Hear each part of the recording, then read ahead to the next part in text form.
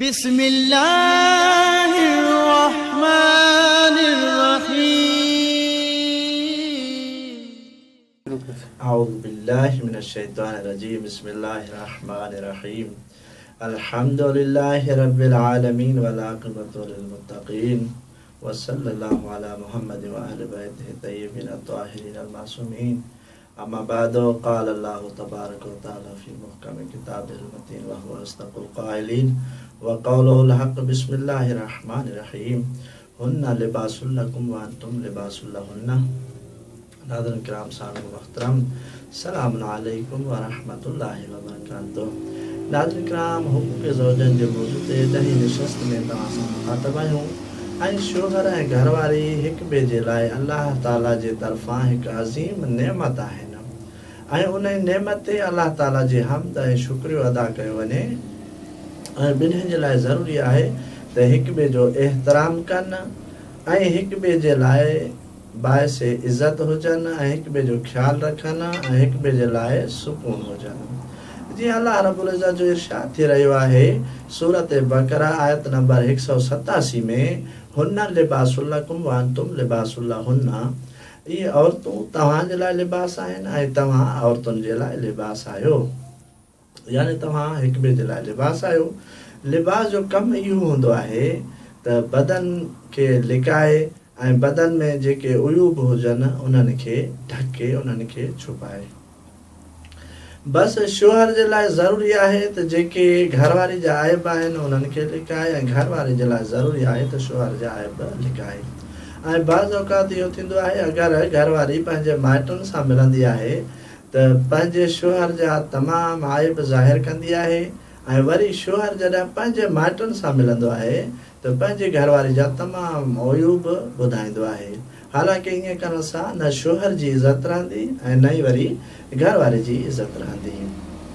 बसि नाज़रीन, शोहर ऐं घरवारी हिक ॿिए जे लाइ लिबास आहिनि ऐं असां अॼु बयानु कयूं था त शोहर बीवी जा यानी घरवारी जा जेके शोहर ते हक़ आहिनि उहे कहिड़ा आहिनि। हक़ जो ॿ क़िस्मूं आहिनि, हिकु माली हक़ आहे ऐं ॿियो गैर माली हक़ आहे। माली हक़ में पहिरियों घरवारी जो हक़ इहो आहे त जेको हक़ महर निकाह जे ज़रिए सां शोहर ते वाजिब थो थिए उहो हक़ आहे औरत जो। ऐं ॿियो हक़ इहो आहे त घरवारी खे खाधो पीतो घरवारी जो शोहर ते वाजिब आहे।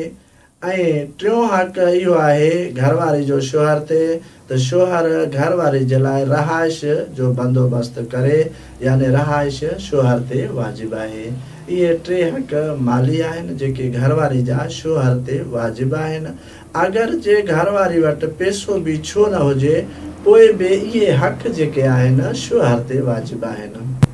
ऐं कुझु गैर माली हक़ आहिनि, उन्हनि मंझां पहिरियों हक़ इहो आहे त घरवारियुनि जे दरमियान अदलो इंसाफ़ करे।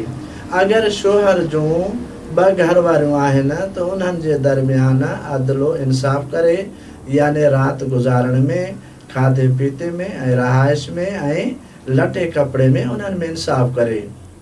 ईअं न थिए जो ॿी शादी करण सां पहिरीं शादी खे को बि हक़ अदा न करे ऐं उन जा नुक़सान ऐं उन ते जेके सज़ा जेका मिलंदी असां 11-12 क़िस्त में बयानु कंदासीं इंशाअल्लाह। नंबर 2 ॿियो हक़ इहो आहे त शोहर पंहिंजी घरवारी सां हुस्न मुआशरत सां पेश अचे, यानी शोहर पंहिंजी घरवारी सां सुठे अख़लाक सां पेश अचे, नरमी सां ऐं उल्फत सां, ऐं घरवारी ते ज़ुल्म न करे। इहो आहे घरवारी जो हक़ शोहर ते।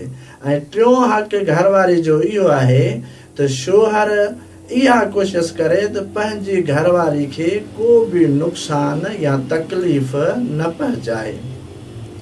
नाज़रीन, ज़ौजनि जे लाइ ज़रूरी आहे त हिक ॿिए जे हुकूक जी रिआयत कनि। अगरि रिआयत कंदा त इहो घर न बल्कि इहो जन्नत बणिजी वेंदो। अगरि हिक ॿिए जे हुकूक जी रिआयत न कंदा त उन जो नुक़सान हिन दुनिया में बि उन्हनि खे खणणो पवंदो ऐं आख़िरत में जेको अज़ाब आहे उहो वॾो आहे। इंशाअल्लाह ईंदड़ निशस्त में बयानु कंदासीं असां। वस्सलामु अलैकुम व रहमतुल्लाह।